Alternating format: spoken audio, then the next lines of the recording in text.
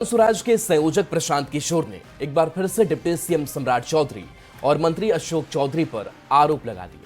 प्रशांत किशोर के आरोपों का जवाब सम्राट चौधरी ने दिया, जबकि अशोक चौधरी की ओर से उनकी बेटी शांभवी चौधरी ने कहा कि प्रशांत किशोर के आरोप बिल्कुल ही गलत है। रिपोर्ट दिखाते हैं।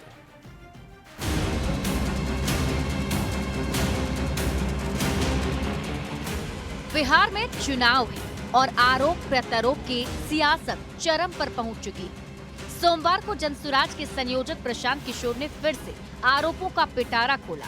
मुख्य रूप से निशाने पर रहे सम्राट चौधरी और अशोक चौधरी।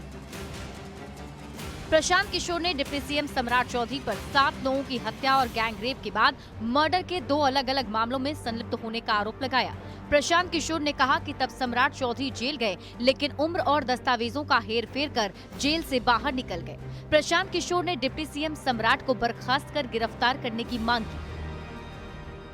जिस व्यक्ति को जेल में होना चाहिए वो आदमी यहाँ का उप मुख्यमंत्री बना हुआ है, तो मुख्यमंत्री नीतीश कुमार सीधे इस पर कार्रवाई करें।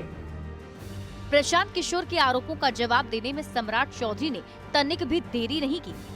कुछ लोगों के पास कुछ नया नहीं, ये बेचारा आजकल खोजी पत्रकार हो गए।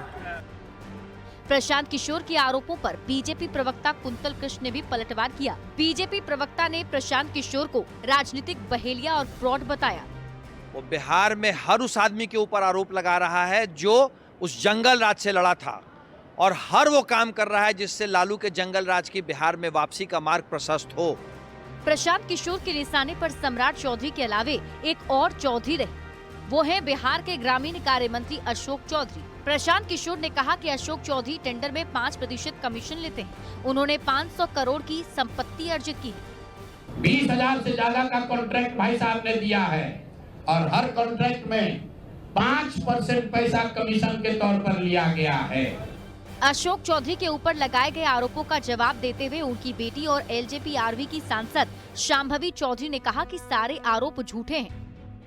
ये सब आरोप झूठे हैं और ये सारे आरोप बेबुनियाद हैं। प्रशांत किशोर ने बार बार फंडिंग को लेकर उठ रहे सवालों का भी जवाब दिया। पीके ने बताया कि 3 सालों में उन्होंने अलग अलग कंपनियों और राजनीतिक दलों से 241 करोड़ फीस ली थी। अपनी पार्टी जनसुराज को 98 करोड़ 75 लाख व्यक्तिगत खाते से चंदा दिया। 30 करोड़ 95 लाख 68 हजार 18% जीएसटी भरा और 20 करोड़ रुपए सरकार को इनकम टैक्स जमा किया। तो केंद्र सरकार जांच करा ले, ईडी सीबीआई इनकम टैक्स लगा ले, 1 पैसे का ऊपर नीचे होगा नहीं। हालांकि बार बार लगाए जा रहे आरोपों पर बीजेपी नेता दानिश इकबाल ने कहा कि बिहार में आरोपों की राजनीति नहीं चलेगी। बीजेपी जल्द पीके को नोटिस देगी। प्रशांत किशोर को जेल जाना होगा। इस तरह का आरोप बिहार में नहीं चलेगा। ये दिल्ली नहीं है अरविंद केजरीवाल की तरह।